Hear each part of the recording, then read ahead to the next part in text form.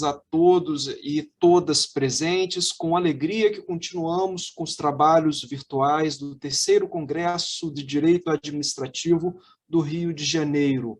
O direito administrativo frente ao Estado democrático e social de direito, em homenagem ao professor Sérgio de Andréa. O evento é uma realização do Instituto de Direito Administrativo do Rio de Janeiro, associação registrada e sem finalidade lucrativa, de ingresso aberto e gestão plural para acadêmicos e profissionais que atuam ou têm interesse na área. O Congresso de Direito Administrativo é realizado em parceria com os institutos IBDA, IBDP, IADA, IAMS, IDAG, IPDA, IMDA, IRDA, bem como com a OAB, IAB e Escola da AGU, além do apoio do MGPE, Mackenzie e CEISC. Pedimos a todos que desliguem seus microfones, fazendo manifestações apenas no chat da sala virtual, quando aberto para debates.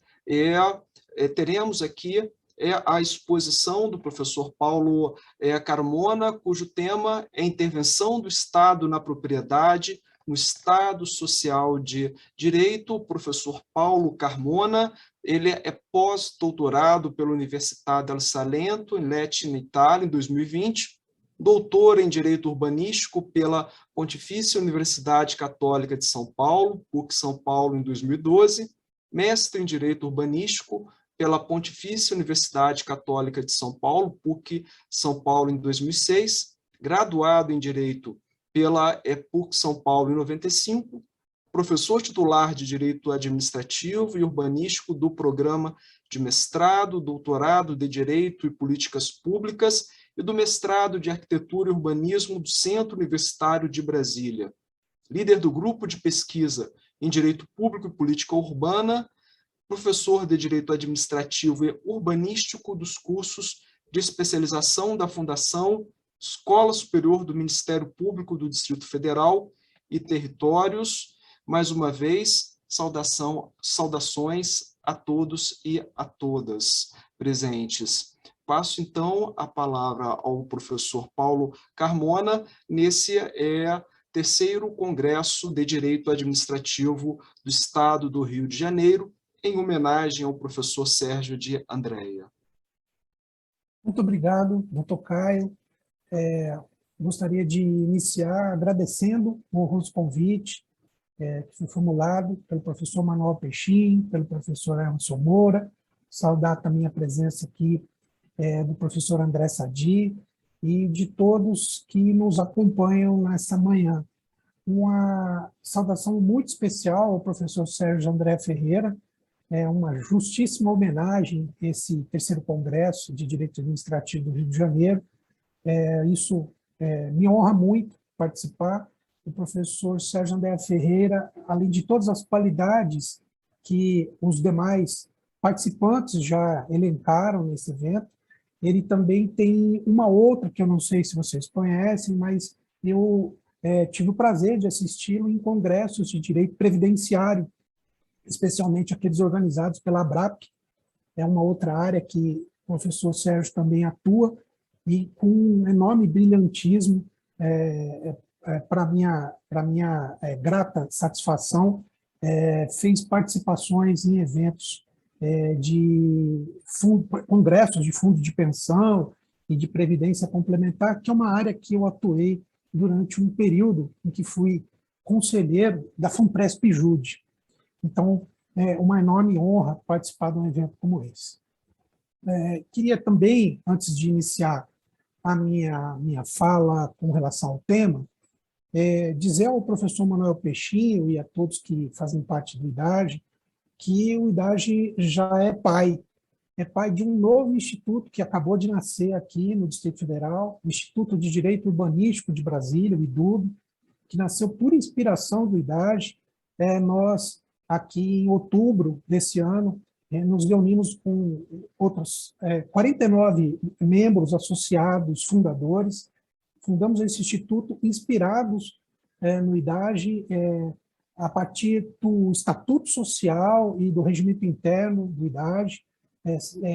Seguimos um modelo democrático, igualitário, em relação à questão de gênero, e espero que o professor Manuel Pechin e o professor Emerson Moura não cobrem pelos direitos autorais da cópia do Estatuto e do regimento interno.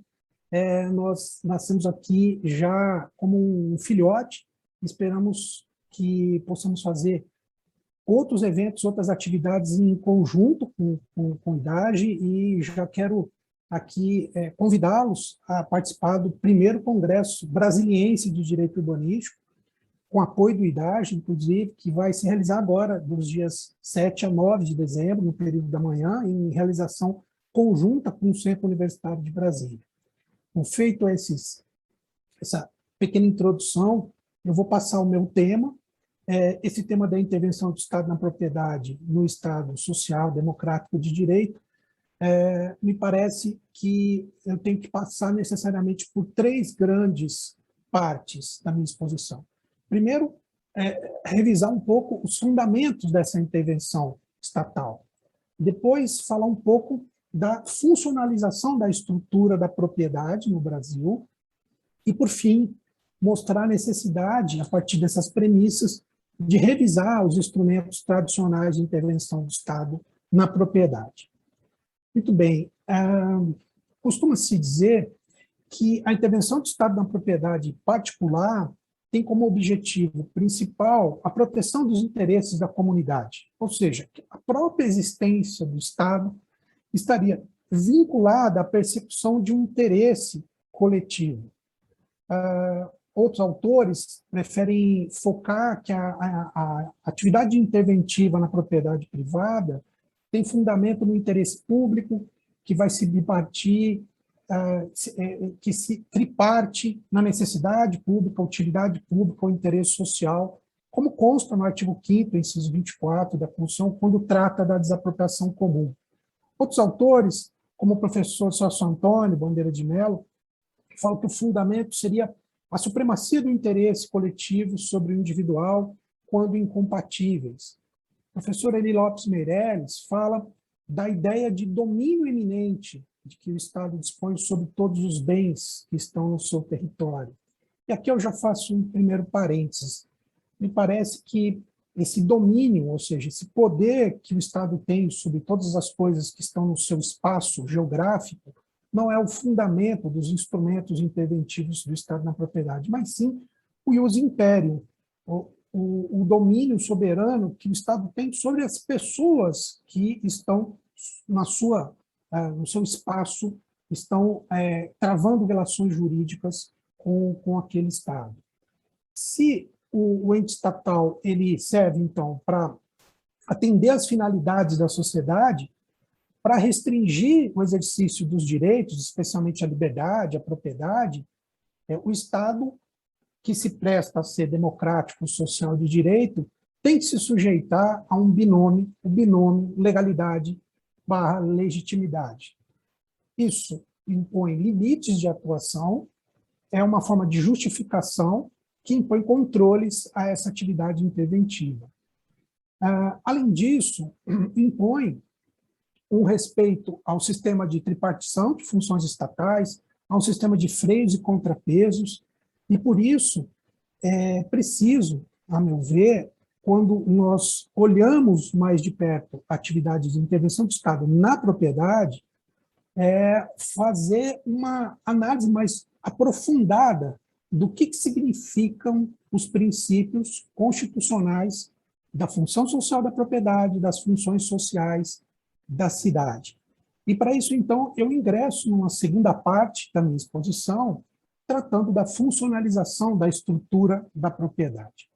A propriedade privada, ela é indissoluvelmente ligada à história da civilização. No entanto, no Brasil, essa história da propriedade privada tem algumas peculiaridades muito interessantes, que a ligam ao direito público ou, mais precisamente, ao direito administrativo. é que, diferente do que aconteceu na Europa, em que a ideia de propriedade privada, a ideia moderna de propriedade privada, foi estruturada a partir das relações dominiais do Estado feudal e amadurecida quando o Estado liberal passou, pós-Revolução Francesa, a consagrar essa propriedade, o Brasil experimentou, desde cedo, uma característica muito especial. Por quê? Quando o Brasil foi descoberto por Portugal, houve uma publicização de todas as terras. Com o Tratado de Tordesilhas, a divisão do mundo entre Portugal e Espanha, o Brasil colônia, todas as suas terras passaram a ser publicizadas. E, portanto, a propriedade privada ela surge como uma decorrência de uma relação de direito público que o Estado português tinha com os colonos. Isso traz uma relação jurídico-administrativa para essa relação, claro, lembrando que o direito administrativo foi se consolidar muito depois. Isso é uma visão olhando, né, do momento atual, olhando para trás, que aquela relação era uma relação jurídico-administrativa. Por quê? Porque, como todas as terras foram publicizadas, foram as sesmarias no regime de capitanias hereditárias, as cartas de data e a ocupação do território que fez surgir a propriedade privada no Brasil. E, a partir daí, os particulares iam adquirindo a propriedade privada de 3 formas fundamentais: ou pela uso capião, ou pelas cartas de datas e sesmarias que eram confirmadas, ou posse sobre terras devolutas. E, com isso, as propriedades privadas foram surgindo, passando de pai para filho, sendo objeto de permuta, de venda, de ocupação, e a propriedade privada, então, ela começou a existir no Brasil. O que eu quero destacar é que a propriedade individualizada ela surgiu a partir da outorga direta do Estado português, que foi depois sucedido pelo Estado brasileiro. E só depois dessa outorga que foi surgindo o direito patrimonial privado. Tanto assim que a Lei de Terras, a Lei 601 de 1850, já no Segundo Império, é quem fez nascer juridicamente as terras devolutas como terras remanescentes, aquelas que não caíram no domínio privado por algum justo título, ou aquelas que remanesciam dessas terras privadas, que caíram no domínio privado por algum justo título, ou que pertenciam à igreja, ou que eram bens de uso comum do povo, surgindo as estradas e outras áreas de uso coletivo. O que sobrava, portanto, pertencia ao Estado brasileiro como terra devoluta. Essa lei de terras, a lei de 1850, é tida como a primeira grande lei de regularização fundiária no Brasil por conta disso. E agora vou dar um grande salto. Veja que esse sistema caótico tentou ser organizado com o sistema de registro do vigário, depois com o sistema de registro das hipotecas, depois veio um sistema das transcrições, e só em 1973, com a Lei de Registros Públicos, a 6.015, é que surge o sistema de matrícula unitária, que começa a colocar ordem naquele caos fundiário que vem desde a colonização. Isso sem abandonar o sistema antigo de transcrições, eles convivem, ou seja, foi criado um sistema de uma longa transição. Então, veja como que o problema fundiário brasileiro é de origem, né? E no Brasil, claro, o direito de propriedade figurou em todas as constituições, mas só a partir da Constituição de 34 é que surge a ideia de que a propriedade tem que cumprir uma função social. Essa ideia desaparece na Constituição de 37, a Constituição Polaca, mas vai reaparecer em todas as constituições posteriores. E o que significa isso? Significa que a propriedade passa por uma revisão, passa por uma enorme reestruturação por dentro do seu conceito quando se fala em função social da propriedade. Porque ela implica, primeiro, a privação de determinadas faculdades ao titular do domínio, ou seja, impõe obrigações de não fazer. Segundo, impõe obrigação de exercitar algumas faculdades, ou seja, obrigações de fazer ao proprietário titular do domínio. E terceiro, cria um complexo de condições para que o proprietário possa usufruir das faculdades que vêm junto com a propriedade. Por exemplo, você não pode edificar de qualquer forma, sem licenciamento, sem obedecer à legislação urbanística.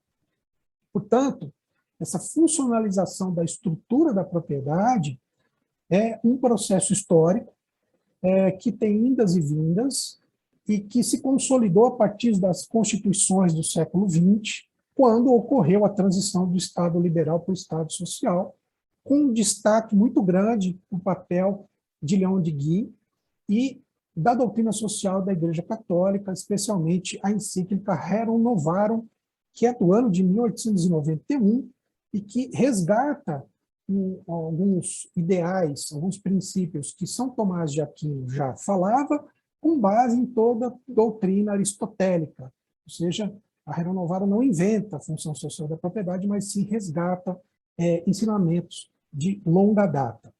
O fato é que, aos poucos, essa ideia foi adentrando no direito civil, depois no direito administrativo, no direito urbanístico, ambiental, e foi se impondo. Veja que na Constituição de 88 nós demos um grande salto, porque a função social da propriedade está no rol de direitos fundamentais, no artigo 5º, além disso está no rol de princípios da ordem econômica, no artigo 170, e ela permeia outras áreas da Constituição, especialmente no capítulo da política urbana, artigos 182, 183, e também os 184 a 186, quando fala da função social da propriedade agrária.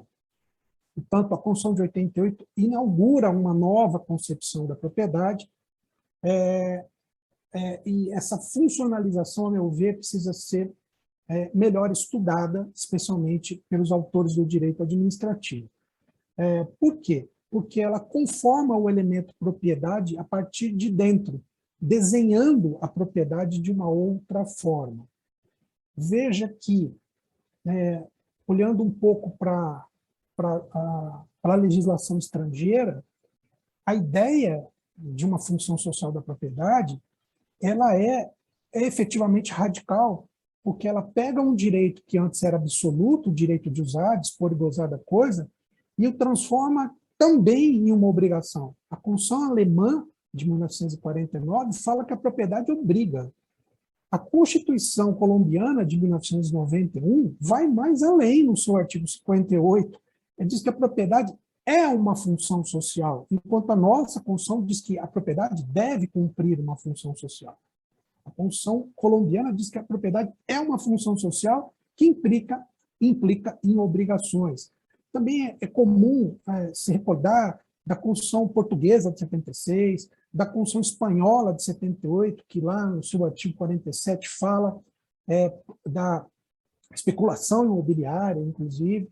Portanto, um papel que a doutrina e os operadores jurídicos em geral que devem ter é não se restringir a fórmulas prontas e acabadas e investigar de maneira mais profunda o real significado do princípio da função social da propriedade, que vem complementado pelo princípio das funções sociais da cidade, que está lá no caput do artigo 182, de modo a reconfigurar a estrutura da propriedade no Brasil. Feitas essas premissas, eu passo para a terceira e última parte da minha fala, que é a necessidade de revisitar, a partir disso, os instrumentos tradicionais de intervenção do Estado na propriedade. Eu estou falando especialmente da servidão administrativa, das limitações administrativas, da ocupação temporária, da requisição administrativa, do tombamento, da desapropriação, entre outros instrumentos tradicionais. Vejam que esses instrumentos eles precisam de passar por uma revisão de forma ampla e crítica dentro de um novo modelo de administração pública. Um modelo de administração pública não adversarial, democrática, participativa, consensual. Esses institutos todos são institutos muito antigos, que se desenvolveram, se consolidaram muito antes da Constituição de 88 e que ainda padecem de várias interpretações consolidadas que, a meu ver, precisam ser revistas à luz desse novo modelo constitucional e dessa nova administração pública. Veja o que aconteceu com a requisição administrativa nesse período pandêmico, né? A realidade atropelou um instituto que praticamente era visto só nos livros, passou a ser utilizado durante a pandemia pela União para requisitar respiradores que estavam sendo ainda fabricados pela iniciativa privada, mas já com contratos definidos para os Estados-membros. Os Estados-membros foram ao Supremo Tribunal Federal, que disse que esses bens já teriam características de futuros bens públicos, portanto, afastando a requisição. E nós passamos a discutir questões concretas de um instituto antiguíssimo que estava um pouco esquecido, né? Mas acho que o meu foco principal é revisitar realmente a desapropriação como instrumento mais drástico de intervenção do Estado na propriedade, que sacrifica a propriedade ao lado do confisco, do artigo 243 da Constituição Federal. A desapropriação é um instrumento muito drástico, muito compulsório, de puro ius imperium, baseado numa lei que acabou de completar 80 anos. O Decreto-Lei 3365 de 41 é de junho de 41. Portanto, tem 80 anos, né? Com pouquíssimas modificações. Veja que houve uma tentativa de uma mini-reforma, a MP 700 de 2015 tentou reestruturar um pouco essa lei, mas essa medida provisória perdeu a vigência sem conversão e, portanto, voltamos à redação original. Só foi mais recentemente que nós passamos por 3 modificações mais interessantes à luz desse novo papel da administração pública. A primeira que eu quero destacar foi, em 2017, a nova Lei de Realização Fundiária Federal, a 13465, introduziu o artigo 34A na Lei de Desapropriação. Essa lei, esse dispositivo, regula o reconhecimento jurídico do pedido no caso da anuência do expropriado com a emissão provisória na posse deferida em juízo. É um primeiro passo. O segundo passo talvez seja mais importante, porque a Lei 13.867 de 2019 introduziu artigos 10A e 10B na Lei de Desapropriação para, enfim, obrigar o poder público a uma tentativa de conciliação extrajudicial antes de ingressar com a ação judicial. Quem conhece desapropriação sabe que, antes disso, essa fase de possível tentativa de conciliação extrajudicial era raríssima. O poder público baixava o decreto expropriatório e já notificava o proprietário, e antes que o proprietário tomasse pé do que está acontecendo, o oficial de justiça já estava na porta dele, com uma liminar judicial de emissão provisória na posse, para ele sair num prazo exíguo dessa propriedade, pela perda antecipada da posse, e a oferta inicial do poder público, em geral, é o valor venal do imóvel, em geral é muito abaixo do valor do mercado, obrigava o particular a levantar apenas 80% desse valor, 80% de nada costuma ser nada, e passar a discutir o valor de uma justa indenização numa ação demoradíssima, terrível, que ainda ao final, depois de todos os recursos, se o expropriante for o poder público, vai cair na fila do precatório, né? Então veja quanto que ser desapropriado nesse país era terrível. Então a lei vem e impõe uma tentativa de conciliação extrajudicial, o que é muito salutar. Aí a lei também possibilita a adoção de mediação e arbitragem, o que também é uma alternativa muito interessante.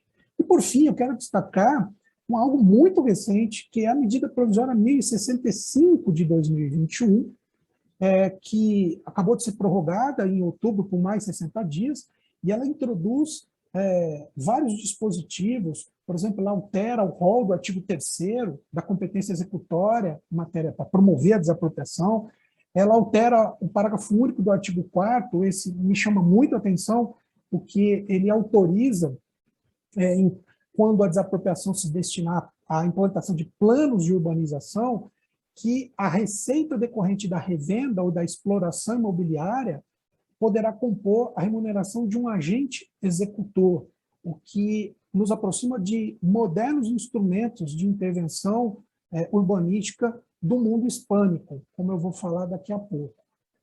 Mas nem tudo são flores. Eu quero destacar também, mesmo que de maneira rápida, que a medida provisória 2183, que teve incríveis 56 reedições, de 97 até 2001, até ela ser congelada, introduz artigos 15A e 15B na Lei de Desapropriação, foi objeto da ADI 2332, promovida pelo Conselho Federal da OAB, e que tem aí um julgamento muito interessante para aqueles que gostam de estudar o direito e de ver como que as posições dos ministros do Supremo se alteram.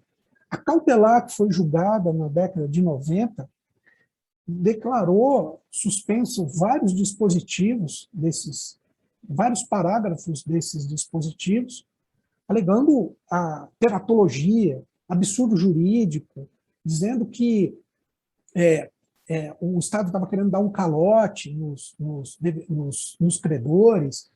Por exemplo, quando diz que os juros compensatórios destinam-se apenas a compensar a perda de renda comprovadamente sofrida pelo proprietário, invertendo o ônus da prova e fazendo com que ele tenha que comprovar que tem alguma renda. Se não tiver renda, mesmo com emissão provisória na posse, perda antecipada, não teria nada para recompor com juros compensatórios. O parágrafo 3º, então, do artigo 15A, que, a meu ver, é o mais absurdo de todos, porque diz que essa disciplina toda também se aplica às ações por desapropriação direta ou apossamento administrativo, que é um esbulho possessório, ilegal, irreversível, praticado pelo Estado, sem o devido processo legal, e aí vem a lei e diz assim, olha, tanto faz, Estado, se você obedecer o devido processo legal para desapropriar ou invadir, porque tanto na desapropriação direta como indireta, as verbas serão contadas da mesma forma. O parágrafo 3º do artigo 15A foi tido como teratológico no julgamento da cautelar. Mas é incrível que a mudança de composição do Supremo e a mudança da realidade e a visão dos ministros fez com que, em 2018, o julgamento definitivo dessa ação direta de inconstitucionalidade considerasse tudo isso constitucional.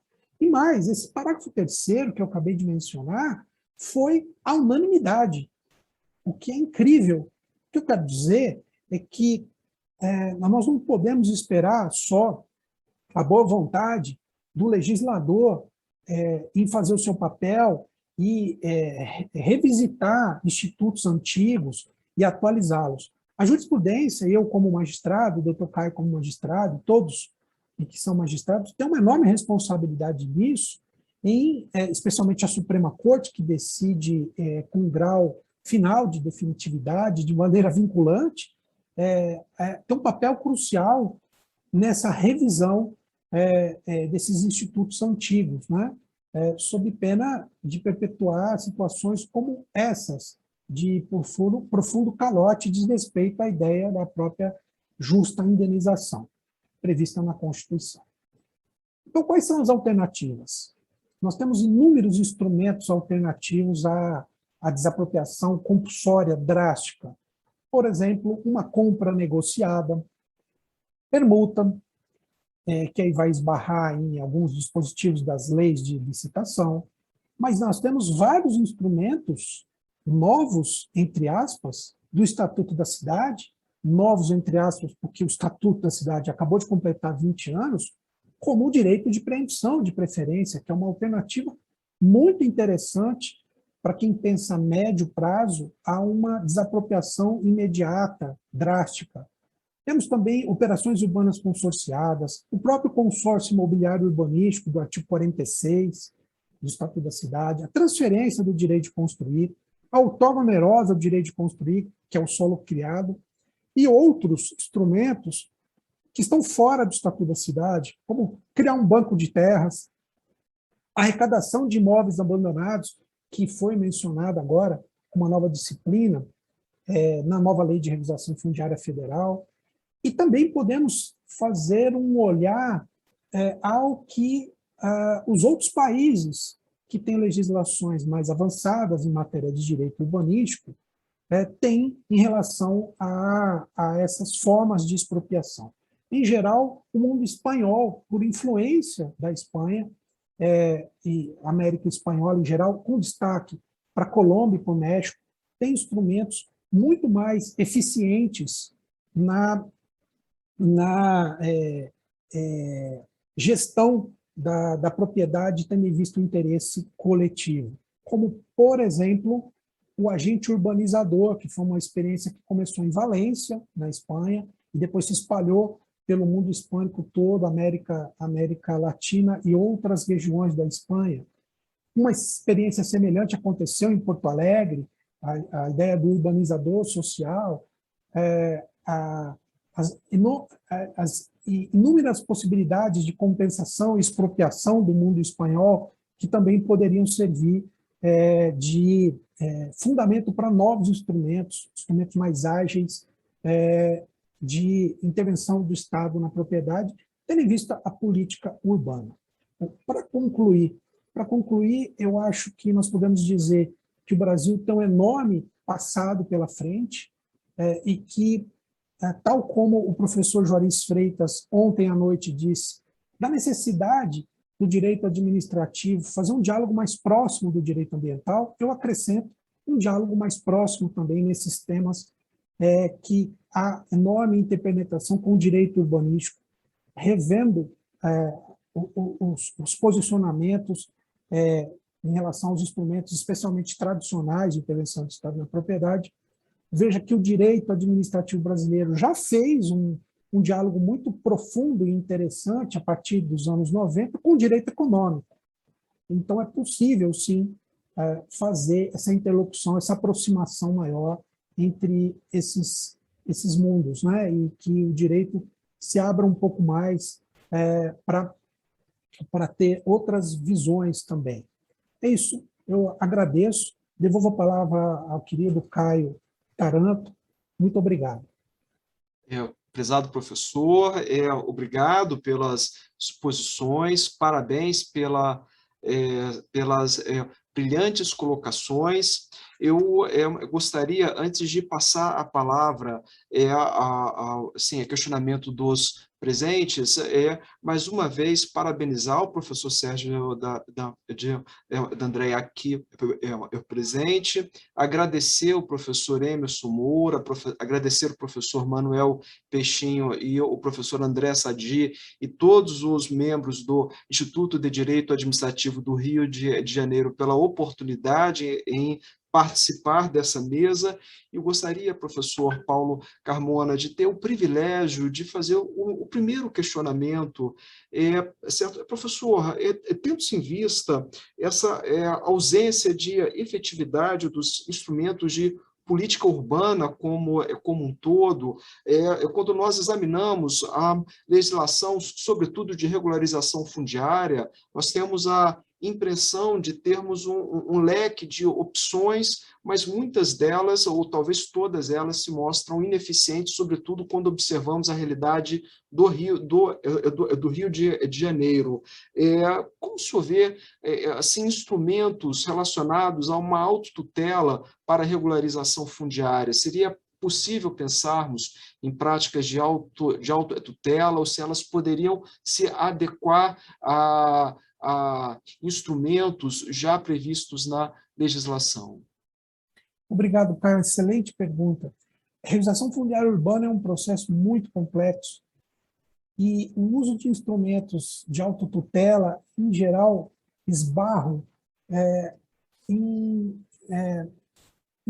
alguns gargalos que a regularização fundiária urbana tem, especialmente quando é RUBS, ou seja, regularização fundiária de interesse social, que é aquela voltada para a população predominantemente de baixa renda.